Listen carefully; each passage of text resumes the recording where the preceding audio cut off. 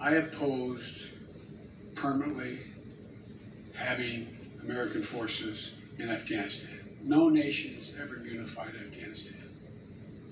No nation. Empires have gone there and not done it.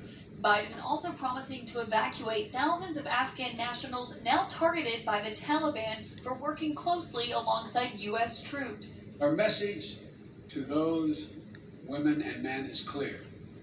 There is a home for you in the United States, if you so choose, and we will stand with you just as you stood with us. But it's still not clear how many the U.S. will evacuate or which countries they'll go to while awaiting decisions on U.S. visa applications. I think the whole process has to be speeded up, period, in terms of being able to get these visas.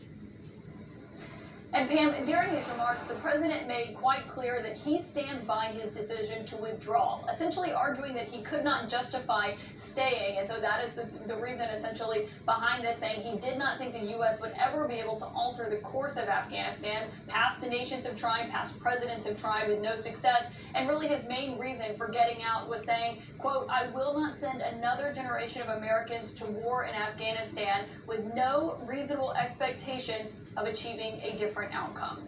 Yeah, he certainly did not mince words in defending his decision to withdraw. Caitlin Collins, live for us from the White House, thanks so much.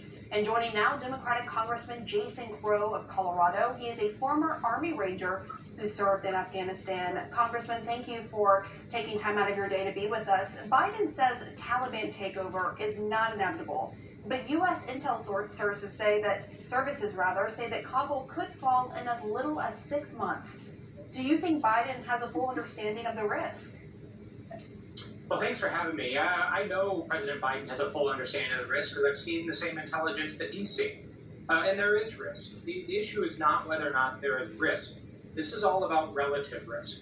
The United States faces risks from dozens of different places, dozens of different transnational terrorist organizations, a rising China, an aggressive Russia, cyber attacks, climate change. We don't have unlimited resources. We have been there for 20 years. Over 2,000 Americans have given their lives. We have spent over $2 trillion on this conflict. There is no military way to solve it. If there was a military way to solve it, we would have found it a long time ago. The president made the right decision. It's time to focus our resources elsewhere. But it does not mean we're going to disengage from Afghanistan. We're going to continue to support the Afghan government and the security forces, but we're going to do so without boots on the ground. So you support Biden's withdrawal, but I want to get your reaction to this. What sources have told CNN that the pace of U.S. withdrawal is catching some in Washington and Afghanistan by surprise. Now, we heard Biden say today that speed is safety. Let's listen to what he said. Thanks to the way in which we have managed our withdrawal, no one U.S. forces or any forces have been lost. So do you think that this is happening too quickly, or has it in fact saved lives by being so quick? Well, the president is right in that withdrawal operations are actually some of the riskiest things that you do in the military. The military calls it retrograde operations, which is their term for withdrawing. It's very risky because as there's fewer and fewer personnel, boots on the ground at any one forward operating base or outpost, those folks who are behind are at greater and greater risk. Nobody wants to be the last person on the helicopter. But what I do know is if there had been an attack in the last couple of months and U.S. soldiers had lost their lives during the withdrawal, then that's what we would be talking about. We would be talking about whether or not the withdrawal was botched, whether it was done the right way. No Americans have lost their lives because we've done this quick, we've done it efficiently, we've done it the way that it's supposed to be done, and instead we're having a discussion without additional American lives having been lost. And as you well know, there are many components to a withdrawal, and there's this big question about relocating Afghan nationals. Biden says that will happen, clear this month. These are Afghan nationals who help U.S. forces, but it's still unclear how many or where exactly they'll go. What do you think about how the Biden administration has handled this issue? Well, I continue to push the Biden administration on this issue. That's why I, along with several other members of Congress, actually formed the Honoring Our Promises working group shortly after the administration announced the withdrawal, because this is extremely personal for us.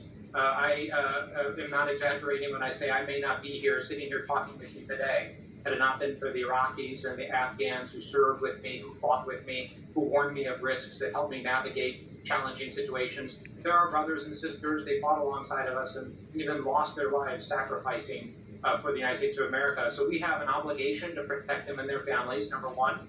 Number two, this is a national security issue. We're going to be facing risks in the future, in future years and decades, and our future partners are going to look at how we treat our current partner, whether or not we leave them behind, whether or not the American handshake matters. And that's what's at stake here. We're going to debate the Afghan war for decades to come. Books are going to be written about it, debates are going to be had about it, but there is honor in the next couple of months in doing the right thing and standing by our Afghan partners, and we're going to continue to push the administration to make sure that that's what happens. So it just sounds like, from hearing you talk about it, that you disagree with some of how the Biden administration has handled this. Is that right? No, I think that they've come around to this. The president has been very clear the last couple of weeks and even today that we are going to conduct an evacuation, but it's complicated. This is not an easy thing to do. You have to get people to Kabul. You have to put them through a vetting process to make sure that we're keeping the United States safe. We are passing legislation. We actually passed one of my bills last week in the House to expedite the special immigrant visa process. We're going to pass more legislation in the coming weeks to speed that process up. This is not easy, but I certainly have been pushing the administration to do it. I wish they had done it a little bit sooner because time is of the essence here, but they have come around to the right decision. But as a member of Congress, my job is not to rubber stamp and just to agree with the administration. My job is to make sure I'm pushing them when I need to, and that's what I'm going to continue to do. I want to get your reaction to this piece in The Economist today that made this point, quote, "Those who worry about possible reprisals against the locals who worked as translators for the Americans are missing the big picture. America is abandoning an entire country of almost 40 million people to a grisly fate. Do you worry Afghanistan will essentially go back to exactly where it was 20 years ago?" Well, I disagree with the premise of that statement. I mean, the premise is that Afghanistan shouldn't stand on its own or can't stand on its own. The Afghan people are a proud people. They're people with a proud history. And if you ask any Afghan, regardless of where they are or where their sentiments lie, they want independence. They want to stand on their own. So this idea that we should perpetually be there or need to perpetually be there is not one that I think really holds much water. So there is risk, and I think it comes back to the risk issue. And there's risk in a lot of places. But we don't have unlimited money. We don't have unlimited resources. We have to make a decision about how best to protect the United States, how best to make sure we're spreading peace and freedom and democracy around the world, given the various challenges that we face in the Asian Pacific area, in Europe, and so many other places. We are not abandoning Afghanistan. We will continue to engage with them. We're just not going to have American boots on the ground. All right, Congressman Jason Crow, thank you for sharing your perspective, especially as someone who has served in Afghanistan and has been on the ground there. Thanks so much. Thank you. It may now be one of the deadliest incidents in the U.S. in decades, the heartbreaking turn to a recovery effort in Surfside. A story centered